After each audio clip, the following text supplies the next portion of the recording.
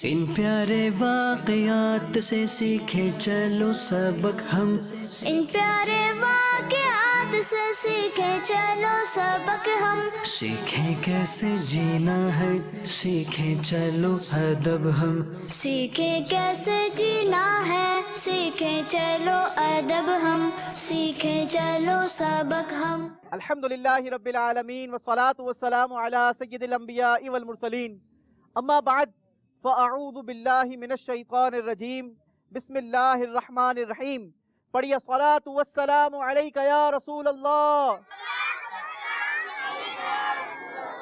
وعلی آلک واصحابک یا حبیب اللہ۔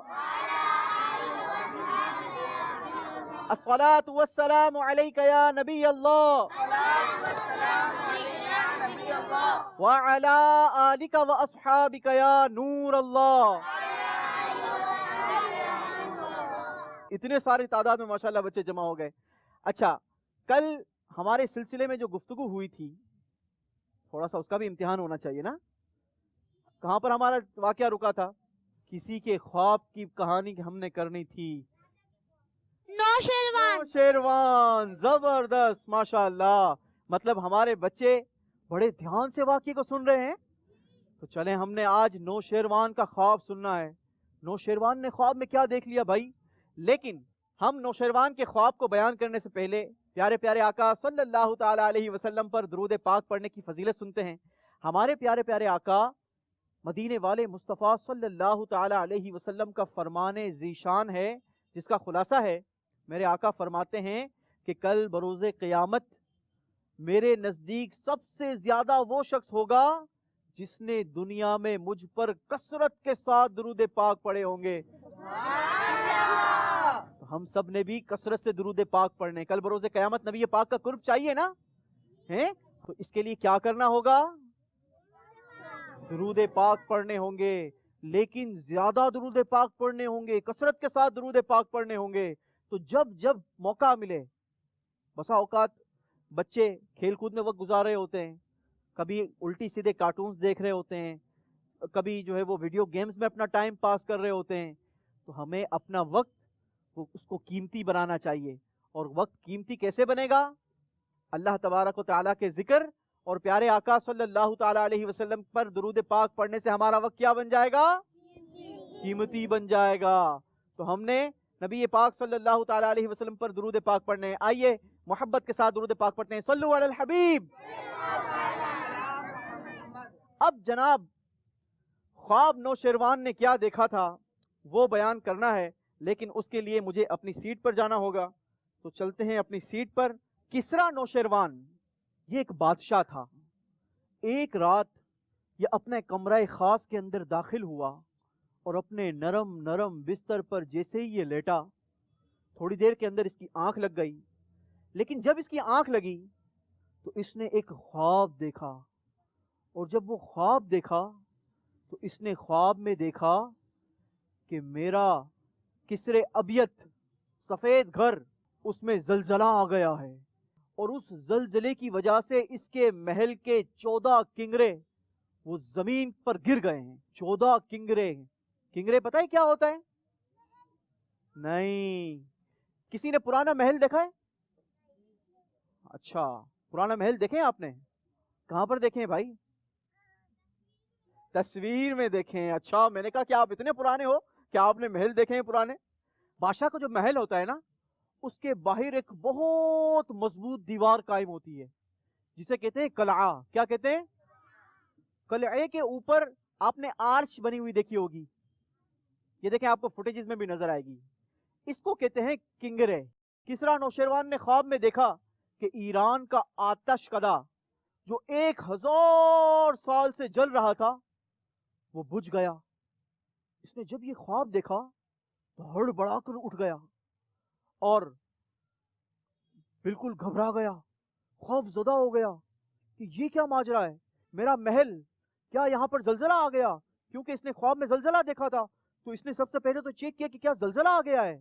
تو اس کو اطمینان ہوا کہ نہیں، یہ تو میں خواب دیکھ رہا تھا، زلزلہ نہیں آیا ہے۔ پھر اس نے معلوم کروایا کہ کیا میرے محل کے کنگرے گر گئے ہیں؟ تو ابھی اس کو اطمینان ہوا کہ فی الحال کنگرے نہیں گرے۔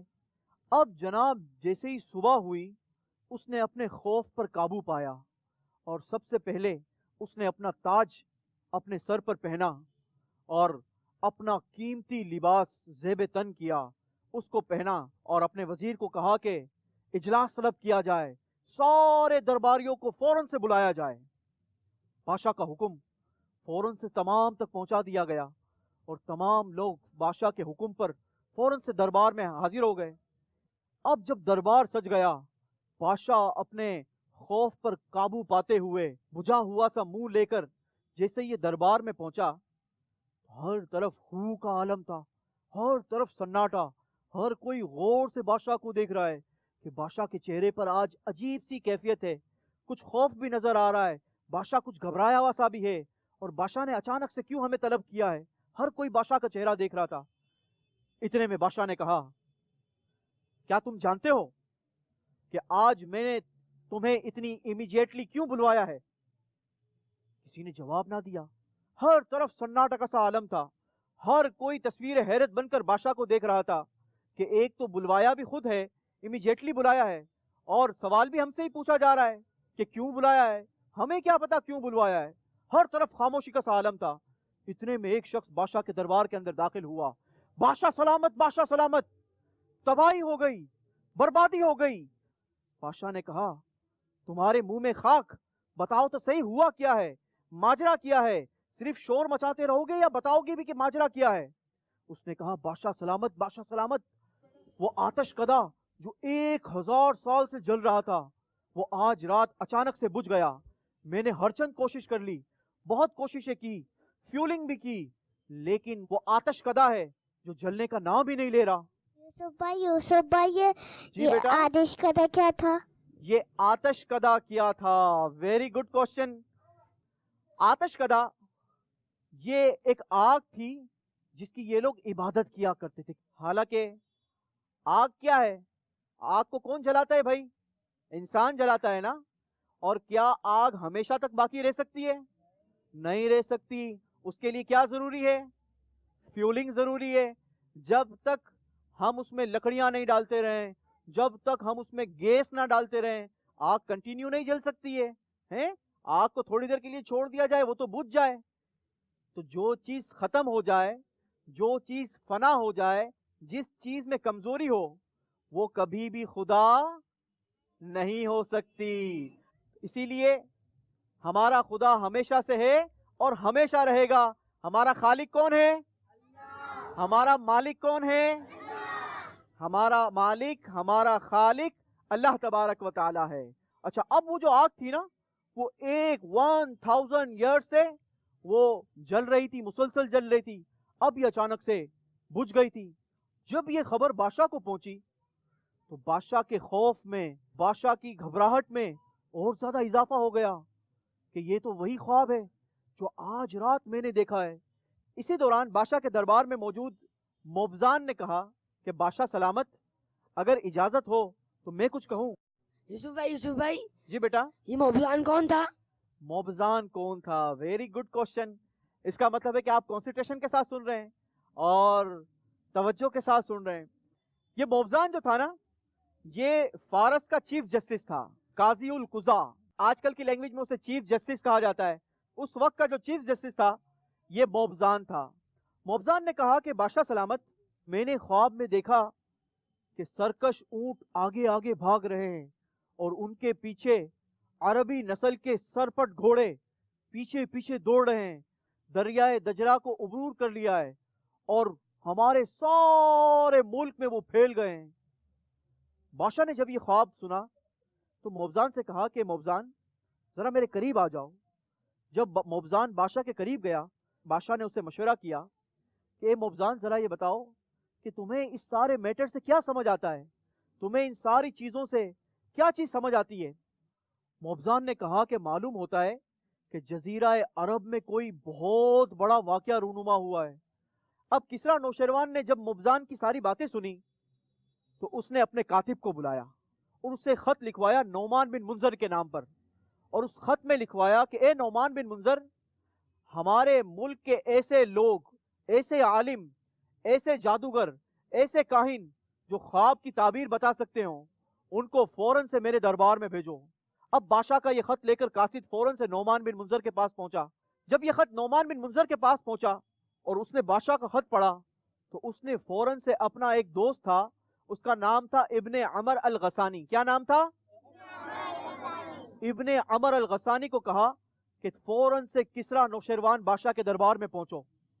جیسے ہی یہ بات ابن عمر الغسانی کو پہنچی، ابن عمر الغسانی بادشاہ کے دربار میں پہنچا اور کیا دیکھتا ہے کہ چاروں اطراف میں بادشاہ کے وزراء، بادشاہ کے مشیر اور پورا دربار کھچا کھچ بھرا ہوا ہے۔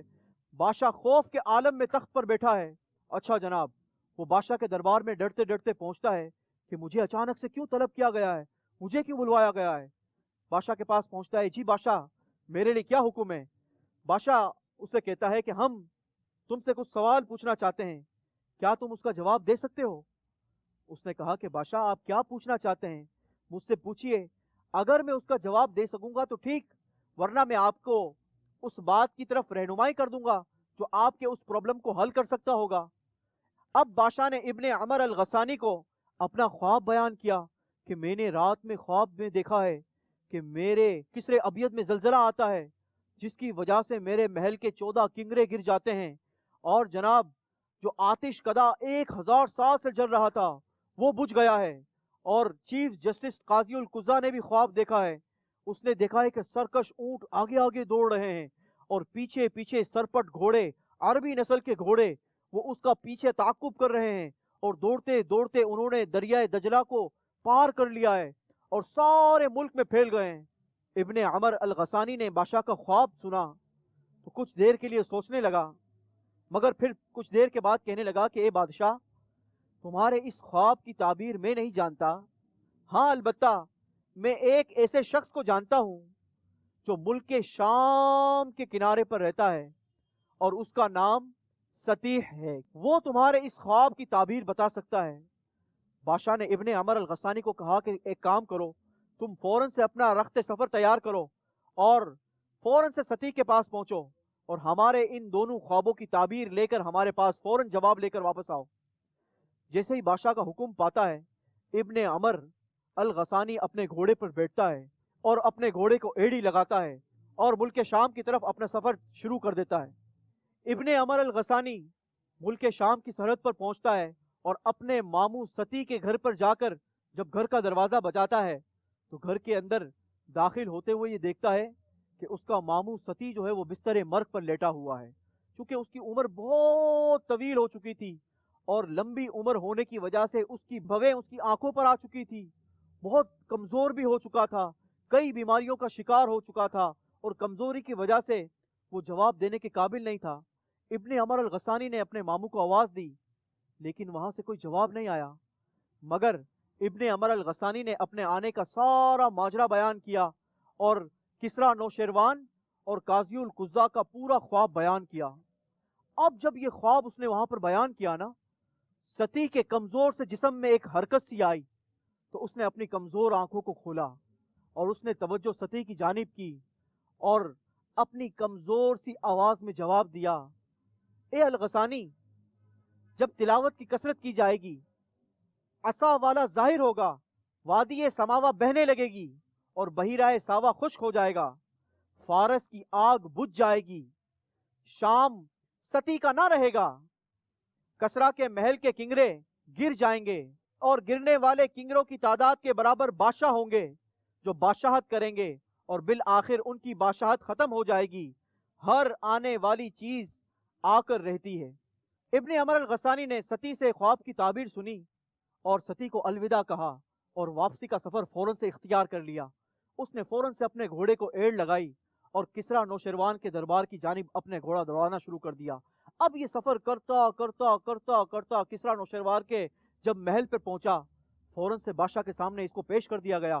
بادشاہ کے سامنے حاضر ہو کر اس نے اس خواب کی تعبیر بتائی۔ اب جب بادشاہ نے اس خواب کی تعبیر سنی تو اس کے خوف کے اندر کمی آنا شروع ہو گئی اور اسے ایسا لگا کہ ابھی تو 14 بادشاہ اور آئیں گے اور اس کو تو بہت عرصہ لگے گا، بہت ٹائم لگے گا اور میں اپنی سلطنت آسانی کے ساتھ اور اچھے انداز کے ساتھ پوری کروں گا۔ لیکن پتہ ہے خدا کی کرنی کیسی ہوئی؟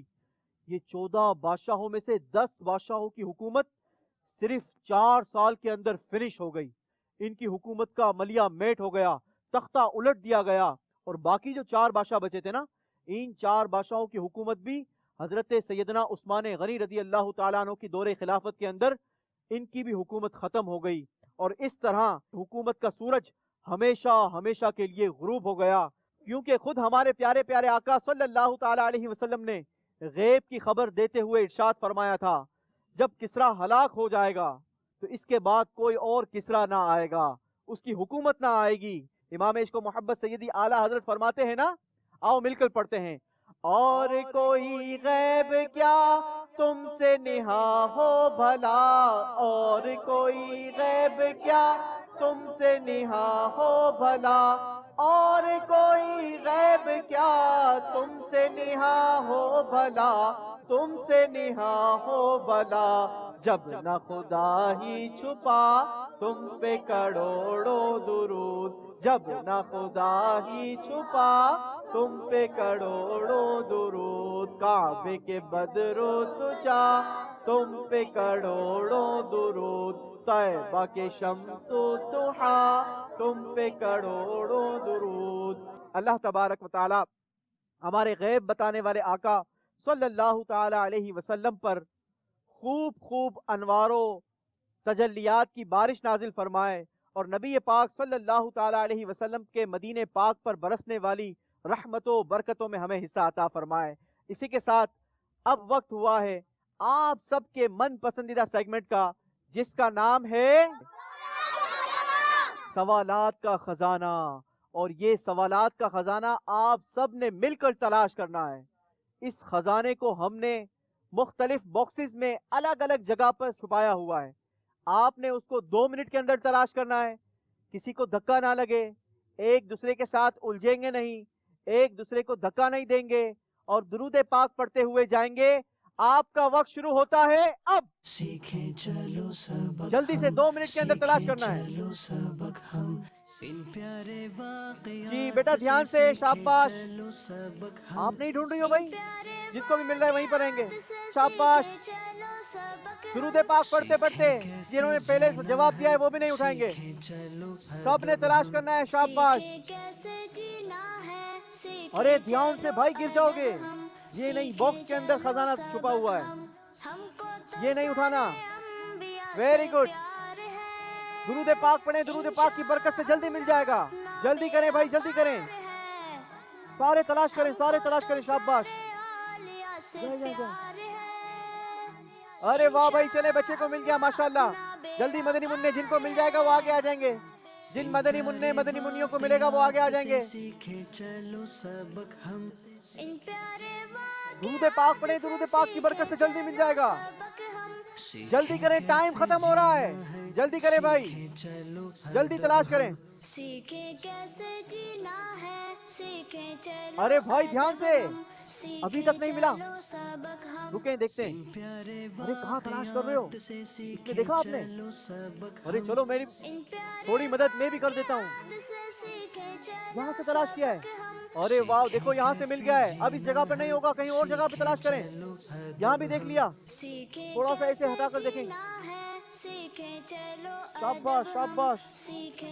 تلاش کریں, تلاش کرنے سے ملے گا. درود پاک پڑھتے ہوئے تلاش کریں. شاباش. وہاں بھی ہو سکتا ہے چھپا ہوا, ہاں اس طرف بھی. آگے آگے ہوگا, اندر کوئی نہیں جائے گا. جلدی کریں, آپ کا ٹائم ختم ہونے والا ہے. 10 9 8 7 6 5 4 3 2 1 اسٹاپ. سارے بچے بقیہ بیٹھ جائیں گے. جنہوں نے سوالات کا خزانہ تلاش کیا وہ یہاں پر کھڑے ہو جائیں. آپ بھی بیٹھ جائیں بیٹا, باقی بیٹھ جائیں گے. شاباش. دیکھتے ہیں کہ آپ نے کیا خزانہ تلاش کیا ہے. اپنا نام بتائیں گی, مائک پکڑیں اپنے ہاتھ میں. کیا نام ہے آپ کا؟ زینب. ارے واہ زینب. پتہ ہے زینب کن کا نام تھا؟ ہمارے نبی کی پیاری پیاری شہزادی کا نام زینب تھا. زینب نے جو خزانہ تلاش کیا ہے اس خزانے میں سے سوال نکلا ہے. نبی پاک صلی اللہ تعالی علیہ وسلم نے غیب کی خبر دیتے ہوئے کسریٰ کے بارے میں کیا فرمایا تھا؟ Difficult question. کیا زینب باجی جواب دے سکیں گی؟ چلیں کسی کا نام لے لیں. چلیں آ جائیں, آپ آ جائیں, اپنا نام بتائیں گے. ویسے آپ نے محمد حسنین. محمد حسنین نے تو کافی سارے گفٹ لے لیے ہیں ہمارے سلسلے سے. چلو آج ایک بار پھر صحیح, آپ نے اس گفٹ کو حاصل کرنے کے لیے درست جواب دینا ہوگا. بتائیے کہ نبی پاک صلی اللہ تعالی علیہ وسلم نے غیب کی خبر دیتے ہوئے کسرا کے بارے میں کیا فرمایا تھا؟ یہ کسرا ہلاک ہو گیا تو اس کے بعد کوئی کسرا نہیں آئے گا. ہمارے پیارے آقا صلی اللہ تعالی علیہ وسلم نے غیب کی خبر دیتے ہوئے فرمایا تھا اذا ہلک کسرا فلا کسرا بعدہ, اس کسرا کے ہلاک ہونے کے بعد دوسرا کوئی اور کسرا نہیں آئے گا. جواب درست دے دیا ہے. پہلے تو بتائیں کہ پیاری پیاری بیٹی زینب کیا تحفہ لے گی؟ اچھا جی, یہ رائٹنگ ٹرے لے گی. چلیں ہماری بیٹی کو رائٹنگ ٹرے. اور حسنین بھائی کو کیا گفٹ چاہیے جی؟ باکس. چلیں جناب باکس حسنین بھائی کا ہوا. چلیں جناب ہمارے دوسرے سوالات کا خزانہ تلاش کرنے والے چھوٹے سے مدنی منع کے پاس چلتے ہیں. اپنا نام بتائیں گے. میرا نام احمد رضا ہے. آپ کا نام احمد رضا ہے. آپ کے والد کا نام کیا ہے؟ سکندر. سکندر بھائی کے بیٹے احمد رضا نے دیکھتے ہیں کہ کیا سوالات کا خزانہ تلاش کیا ہے اور اپنے لیے کون سا سوال چوز کیا ہے. بسم اللہ الرحمن الرحیم. اردو پڑھ لیتے ہو؟ بتاؤ کیا لکھا ہوا ہے. خواب دیکھنے والے بادشاہ کا نام کیا تھا؟ بتا دو پھر جواب بھی. خواب دیکھنے والے بادشاہ کا نام نوشیروان تھا. خواب دیکھنے والے بادشاہ کا نام کسرا نوشیروان تھا. جواب درست دے دیا ہے. ویری گڈ احمد رضا, کمال کر دیا بھائی. کیا تحفہ پسند کریں گے اپنے لیے؟ اچھا جناب قلعے لیں گے آپ. چلیں جی اپنی جگہ پر بیٹھیں گے. اگلی مدنی منی کی طرف. پہلے مجھے باکس دیں گی, اپنا نام بتائیں گی. ہبا. ہبا. ہبا کے والد صاحب کا نام کیا ہے؟ عادل. ہبا محمد عادل نے دیکھتے ہیں کہ خزانہ کیا تلاش کیا ہے اور سوال کیا نکلا ہے.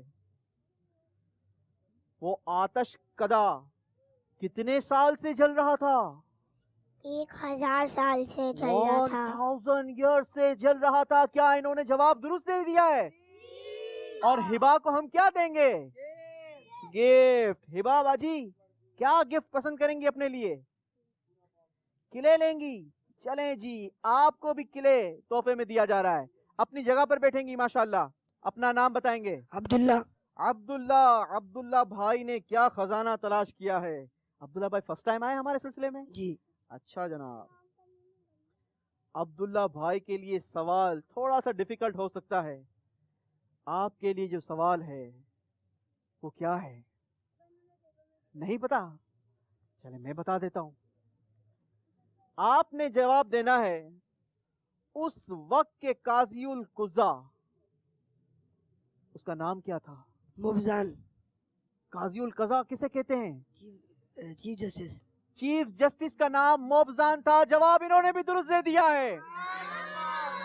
چلیں عبداللہ بھائی اپنے لیے تحفہ پسند کریں گے.